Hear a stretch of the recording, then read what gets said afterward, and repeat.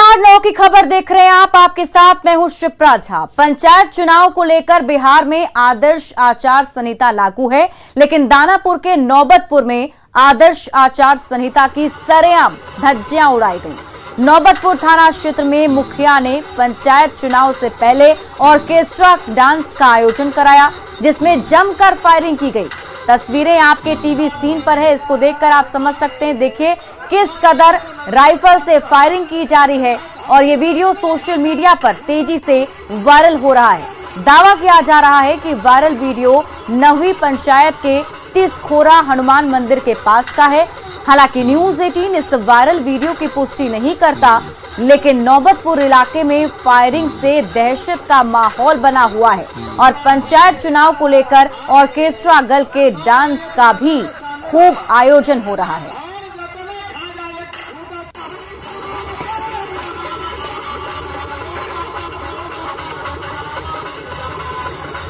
और इस खबर पर अधिक जानकारी के साथ हमारे सहयोगी अमरजीत शर्मा हमारे साथ फोन लाइन पर जुड़े हुए हैं।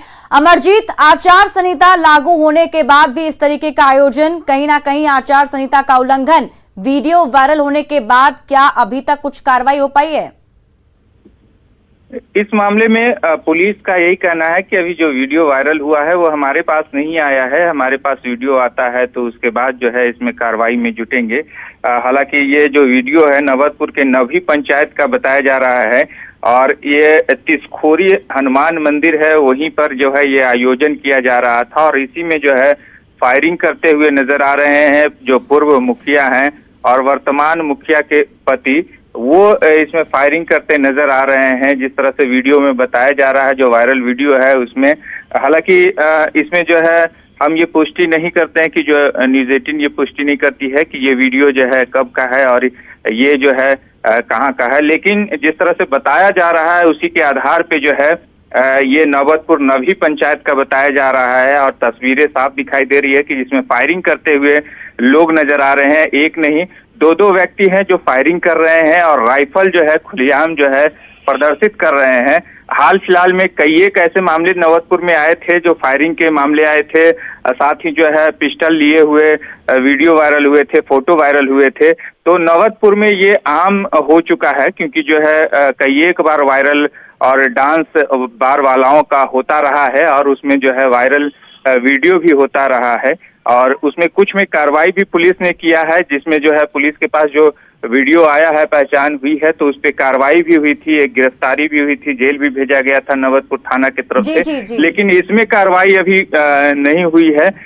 इसमें कार्रवाई होती है कि नहीं ये तो अभी तक जो है कहा नहीं जा सकता, क्योंकि जो है थाना अध्यक्ष के मुताबिक जो है इसमें वीडियो अभी उनके पास नहीं पहुंचा है और जब न्यूज़ 18 पे चला है तो जरूर उनके पास पहुंच गया होगा। बहुत बहुत शुक्रिया अमरजीत तमाम जानकारी के लिए।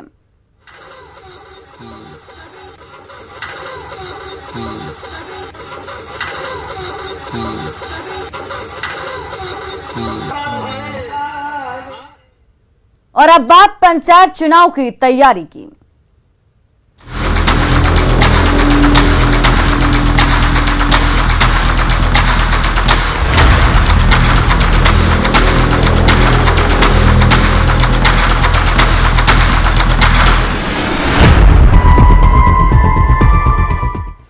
पंचायत चुनाव को लेकर तैयारी तेज हो गई है। नालंदा के बिहार शरीफ में चुनाव को लेकर बैलेट बॉक्स की मरम्मत का काम युद्ध स्तर पर शुरू कर दिया गया है। बैलेट बॉक्स की ऑयलिंग के साथ उसे दुरुस्त किया जा रहा है। डीएम की माने तो पर्याप्त संख्या में बैलेट बॉक्स हैं, लेकिन कुछ बैलेट बॉक्स खराब हो गए थे जिनकी मरम्मत की जा रही है। बता दें कि पंच और सरपंच पद का चुनाव बैलेट बॉक्स के जरिए होना है।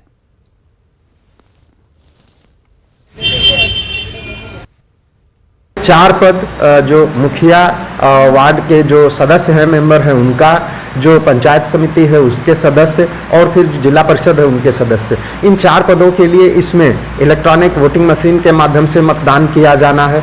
तो उसका जो बैलेट पेपर है वो उसी में रहेगा, बीयू में लगाया जाता है, कमीशनिंग की जाती है और वो पूरी तरीके से तैयारी करके उसको वहाँ पर रखा जाएगा। इसके अलावा जो पंच और सरपंच के जो पद हैं उस पर बैलेट पेपर के माध्यम से मतदान किया जाना है और वो बैलेट पेपर पर संबंधित जो है अभ्यर्थी के सामने मतदाता अपना मत अंकित करेंगे और उसके पश्चात में उसको जो बैलेट बॉक्स है उसमें उनको डालना रहेगा। तो बैलेट बॉक्स की उपलब्धता जिले में अच्छी है, हमारे पास पर्याप्त बैलेट बॉक्स जो है वो मौजूद हैं। उनकी तैयारी जो हम लोगों को करवानी थी कि उनका रंग रोगन, उनका ग्रीजिंग, उनका ऑयलिंग और मरम्मती अगर किसी में आवश्यकता हो तो ये कार्य कराया गया है।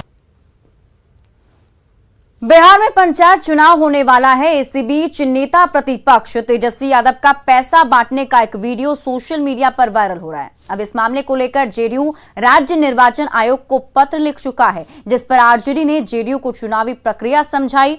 जाहिर है एक नोट के वायरल वीडियो पर बिहार में सियासी नाटक जारी है। किसी को 500 रुपए का एक नोट, किसी को 500 के दो नोट, गाड़ी के अंदर बैठकर महिलाओं को बांटने का ये वीडियो सोशल मीडिया पर वायरल है।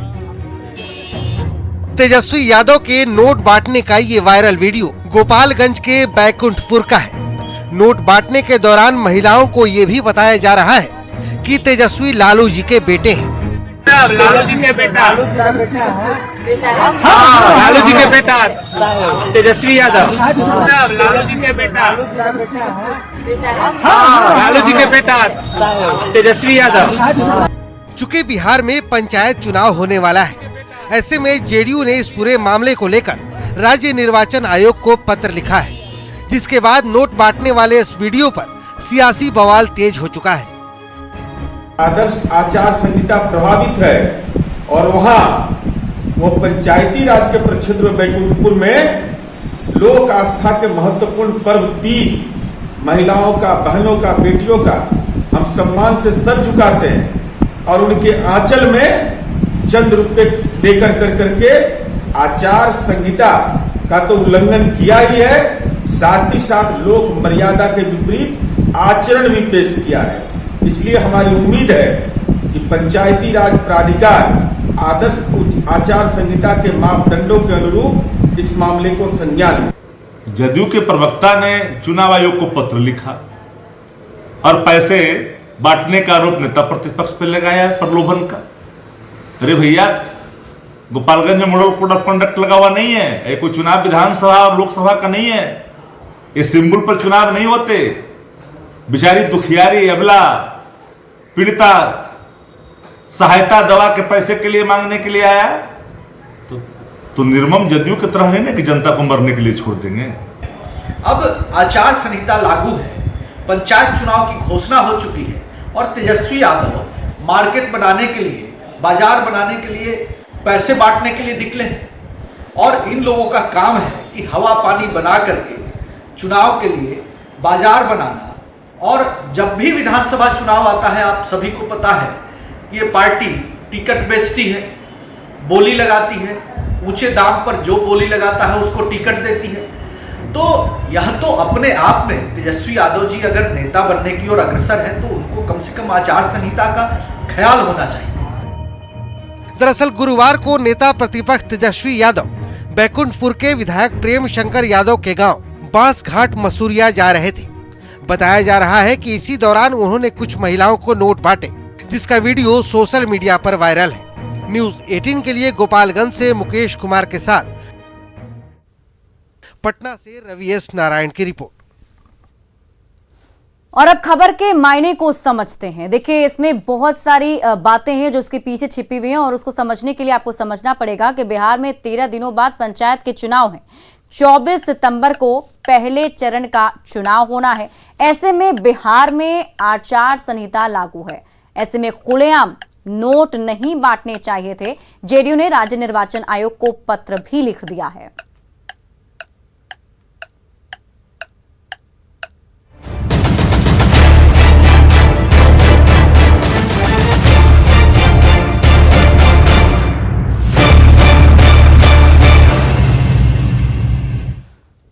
गोपालगंज में 2 और बच्चों में एईएस के लक्षण मिले हैं। इसके अलावा 8 बच्चों में डेंगू के लक्षण पाए गए हैं। पटना के वायरोलॉजी विभाग की टीम की जांच में यह खुलासा हुआ। ये सभी बच्चे बैकुंठपुर के दिघवा और महुआ गांव के रहने वाले हैं। बैकुंठपुर के दिघवा गांव में 4 दिन पहले एक बच्चे की मौत हो गई थी। जांच में बच्चे की मौत की पुष्टि एईएस से की गई है। घटना के बाद पटना और गोपालगंज मेडिकल टीम प्रभावित गांव में पहुंची और करीब 60 बच्चों का ब्लड सैंपल कलेक्ट किया था, जिसमें 2 बच्चों में एईएस और 8 बच्चों में डेंगू के लक्षण पाए गए। स्वास्थ्य विभाग ने प्रभावित इलाकों में फॉगिंग का काम शुरू कर दिया है। वहीं आज से जापानी इंसेफेलाइटिस की वैक्सीन भी दी जाएगी। लक्षण मिलने के बाद 5 बच्चों को सदर अस्पताल के पीको वार्ड में भर्ती किया गया है। आपको बता दें कि गोपालगंज में वायरल फीवर का कहर लगातार जारी है और कई बच्चे इसकी चपेट में आ रहे हैं।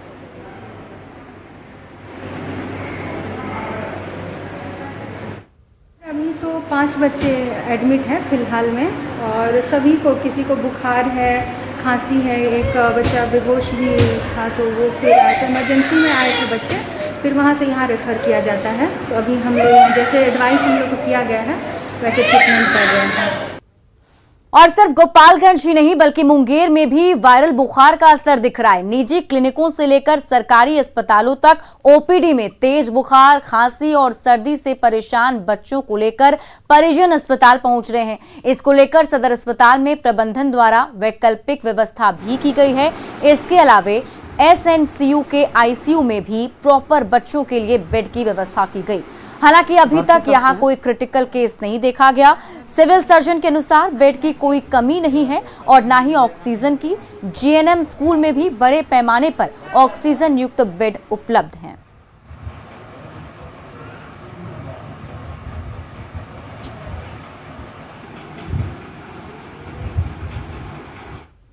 चाइल्ड वार्ड यहाँ पर 10 बेड का है, यहाँ पर रखे हुए रेडी। और जीएनएम स्कूल पूरब सराय में भी वहाँ 100 बेड में लगा हुआ है, ऑक्सीजन पाइप सब कुछ है। हमारा पीएसए प्लांट वहाँ चालू हालत में है, सब कुछ लगा हुआ है। अगर इस तरह स्थिति आती है तो पेशेंट को हम लोग वहाँ भर्ती करेंगे और वहाँ इलाज करेंगे। गोपालगंज को बेतिया से जोड़ने वाली यादवपुर मंगलपुर महासेतु के बनने से सदर प्रखंड के करीब 18 गांवों के किसानों की परेशानी बढ़ गई। महासेतु पर बने अप्रोच पथ में एक स्लुइस गेट की मांग को लेकर इन ग्रामीणों की तरफ से लगातार अधिकारियों को पत्र भी लिखा जा रहा है। ग्रामीणों की माने तो अप्रोच पथ में स्लुइस गेट के निर्माण से महासेतु के दोनों तरफ पानी की आवश्यकता के मुताबिक निकासी हो सकेगी। स्लुइस गेट बनने से गाँव की हजारों एकड़ में लगी गन्ने की फसल बर्बाद होने से बच जाएगी। गोपालगंज सदर प्रखंड के दर्जनों गांव हर साल बाढ़ के पानी की वजह से उन गांवों की जो फसल है वो बर्बाद हो जाती है। अभी हम बाबू बिशुनपुर में हैं और देखेंगे यहाँ पर कि यादवपुर मंगलपुर जो महासेतु है, उस महासेतु के बगल में एक छोटा सा पुलिया बनाया गया है। उस पुलिया से पानी, उधर का पानी इधर और इधर का पानी उधर जा पाता है, जिसकी वजह से जो है यहाँ की फसलें सेफ है। लेकिन इस अप्रोच रोड बन जाने से और यादवपुर मंगलपुर महासेतु के बन जाने से जो पानी है, गंडक का जो पानी है, तेज बहाव है, वो एक जगह स्टोर हो जाता है, जिसकी वजह से आप देखेंगे कि जो गन्ने की जो फसल है, हजारों एकड़ में लगी गन्ने की फसल जो है हर साल बर्बाद हो जाती है। यहाँ पर धान, गेहूँ, इसका कुछ भी जो है उत्पादन नहीं हो पाता है। और जब से ये पुल महासेतु बना है, रोड बना है, तब से जो है ग्रामीणों की समस्या कम नहीं हो रही है। और ग्रामीणों का कहना है कि अगर एक स्लुइस गेट बन जाएगा तो जरूरत पड़ने पर एक साइड के पानी को दूसरे साइड भेजा जा सकेगा और उससे जो उनकी फसल है, उसकी जो बर्बादी है, उसको रोका जा सकेगा। जो स्थानीय जो लोग हैं वो लोग लगातार मांग करते रहे हैं। ये स्लुइस गेट कहाँ के निर्माण चाह रहे हैं, क्या कहना है आपको? देखिए, जैसे कि मंगलपुर और यादवपुर सेतु जो पुल जो बना है, उसके वजह से पानी जो है यहाँ पर पूरा डैम के जैसे भर जाता है। आगे रिंग बांध भी बना गया है, तो पानी नहीं उत्तर के साइड में निकलेगा, नहीं पूर्व के साइड में निकलेगा, नहीं दक्षिण के साइड में निकलेगा। दक्षिण साइड में भी बांध है, लेकिन बीच में पड़ गया है, एक डैम पड़ गया जैसा हो गया, डैम बन गया है। हम लोग का पूरा इस गांव का, इस एरिया के लोगों का, इसमें 10 पंचायत पड़ता है। सबका यही मांग है कि यहाँ पर एक स्लुइस गेट दिया जाए, ताकि ये जो जल जमाव है, वो जल जमाव से सबका न्याय मिले और सबका खेती ढंग से बढ़िया से हो। देखिए, बाढ़ से जल जमाव से करीब 1.5 दर्जन जो गांव है हर साल प्रभावित होते हैं और उनके जो गन्ने की जो फसल है वो पानी की वजह से डूब जाती है। तो ये ग्रामीणों का मांग है कि इस महासेतु के पास जो अप्रोच रोड बना हुआ है इसके पास जो है एक स्लूइस गेट का निर्माण कराया जाए ताकि जल जमाव की जो समस्या है उससे लोगों को निजात मिल जाए और उनकी फसल जो है उसको बर्बादी से बचाया जा सके। मुकेश कुमार, न्यूज़ 18, गोपालगंज। और यहाँ रुकेंगे छोटे से ब्रेक के लिए, ब्रेक के बाद जल्द लौटते हैं।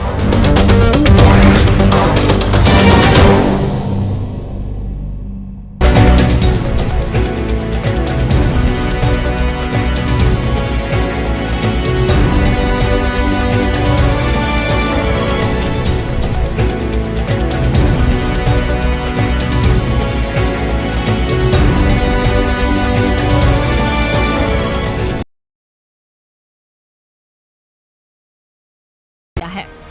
जबकि बीजेपी अल्पसंख्यक प्रकोष्ठ के प्रदेश उपाध्यक्ष ने भी प्रेस कॉन्फ्रेंस कर शिक्षा के नाम पर धर्म की सियासत करने वालों पर कार्रवाई की मांग की है। जिला शिक्षा अधिकारी ने विधायक के दबाव डाले जाने की बात को कबूल किया है, लेकिन मामले में उचित कार्रवाई की बात कही है।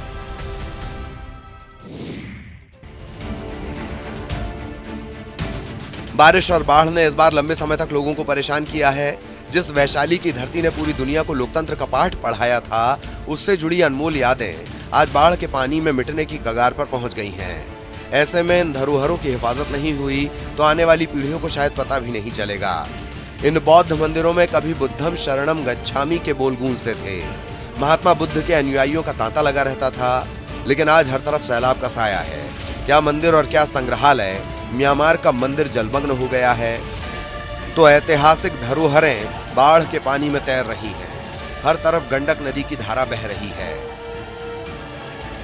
वैशाली के इस इलाके में बौद्ध मंदिरों का पूरा संसार बसा हुआ है। बिहार सरकार 320 करोड़ रुपए खर्च करके बुद्ध सम्यक दर्शन संग्रहालय बनवा रही है, लेकिन अचानक गंडक नदी सबको डुबाने पर तुली हुई है।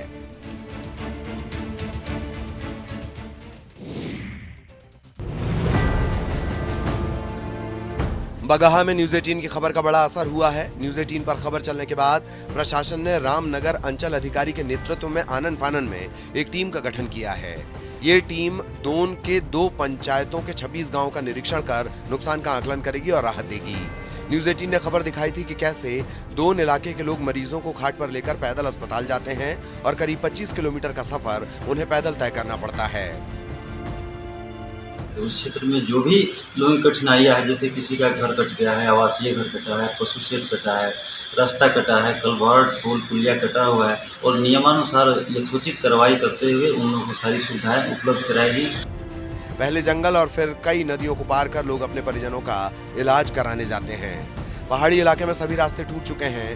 गाँव में इलाज का कोई इंतजाम नहीं। मजबूरी में लोग जान जोखिम में डालकर सफर कर रहे हैं। अब स्थिति बदलने की उम्मीद है।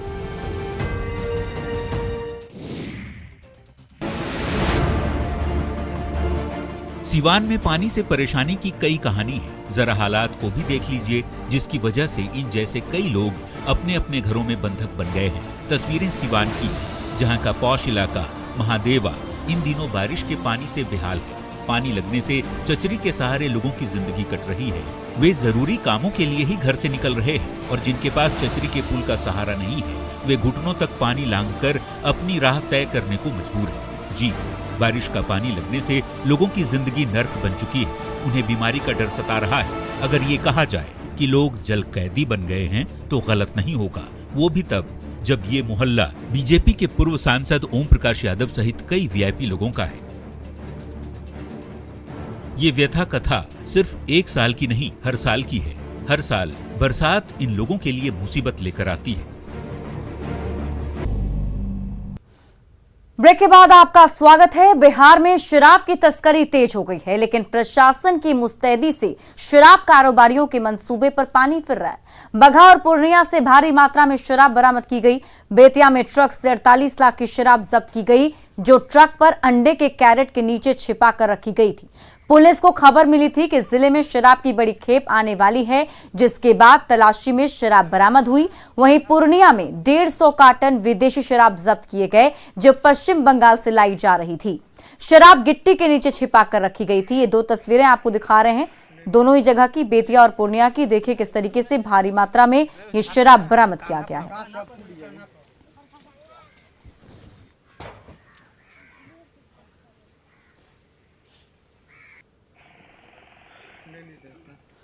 गिरिडीह के बगोदर में जीटी रोड पर पुलिस ने वाहन चेकिंग के दौरान एक ऑटो से 360 बोतल अंग्रेजी शराब बरामद की। बरामद शराब को ऑटो में बनाए गए तहखाने में छिपा कर रखी गई थी। शराब को धनबाद से बिहार भेजा जा रहा था। पुलिस ने भाग रहे ऑटो ड्राइवर को गिरफ्तार कर लिया है। अब बिहार के भोजपुर का रहने वाला है। इस दौरान एक शख्स भी फरार हो गया। शराब की खेप ले जाने की सूचना एसपी को मिली थी, जिसके बाद वाहन चेकिंग किया जा रहा था।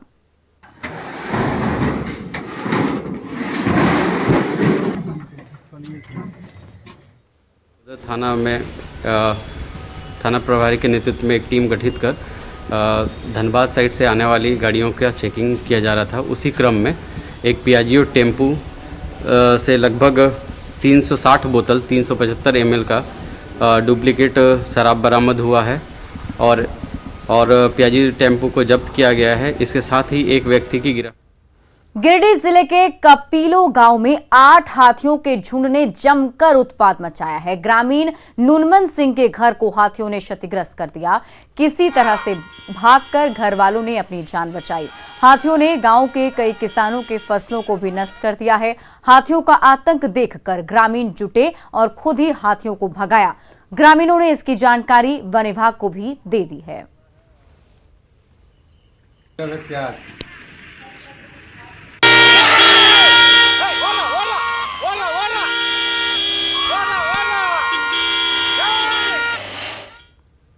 मुंगेर में नमामि गंगे कार्यक्रम के तहत गंगा संरक्षण और आजादी के अमृत महोत्सव का शुभारंभ हो गया। सोझी घाट पर गंगा आरती का आयोजन किया गया, जिसमें मुंगेर के चर्चित तबला वादक पंडित बलराम दास मिश्रा की अगुवाई में बीआरएम कॉलेज की छात्राओं ने भक्ति गीत गाए।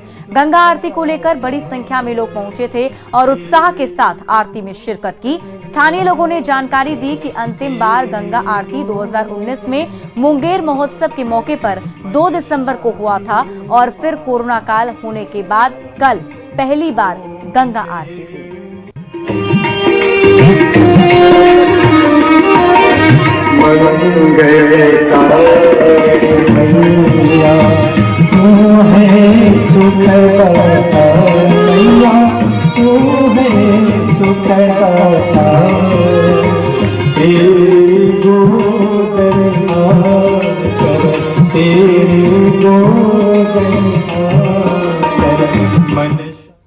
पूर्वी सिंहभूम के नक्सल फोकस एरिया गुड़ा बांधा प्रखंड में एक बार फिर पन्ना रत्न के सर्वे का शुरू कर दिया गया है। इस बार इस सर्वे को अंतिम माना जा रहा है और संभवतः इस सर्वे के बाद बेशकीमती पन्ना पत्थर की लीज की प्रक्रिया शुरू की जाएगी। पन्ना की खोज जमीन और आकाश दोनों से की जा रही है। सर्वे के लिए करीब 5 फीट के फिक्स विंग ड्रोन एरोप्लेन की मदद ली जा रही है, जो 25 वर्ग किलोमीटर तक पहाड़ों का सर्वे कर रहा है। वहीं जमीन पर भी सर्वे की टीम अवैध खुदाई वाले जगहों की जांच कर रही है। दरअसल गुड़ा बांधा में 628 एकड़ भूमि पर पन्ना का अकूत भंडार फैला हुआ है। यहाँ बारुनमुठी पहाड़ पर 8-9 जगह से सैंपल लिया गया है, जिसे जांच के लिए रांची भेजा जाएगा। टीम ये जानने की प्रयास कर रही है कि पन्ना की क्वालिटी कैसी है और इसका भंडार कितना है। इस सर्वे की रिपोर्ट खनन विभाग को सौंपी जाएगी, जिसके आधार पर सरकार पन्ना ब्लॉक का टेंडर निकालेगी। उसके बाद ग्रेड और भंडारण के आधार पर बंदोबस्ती की राशि का निर्धारण भी खनन विभाग करेगा।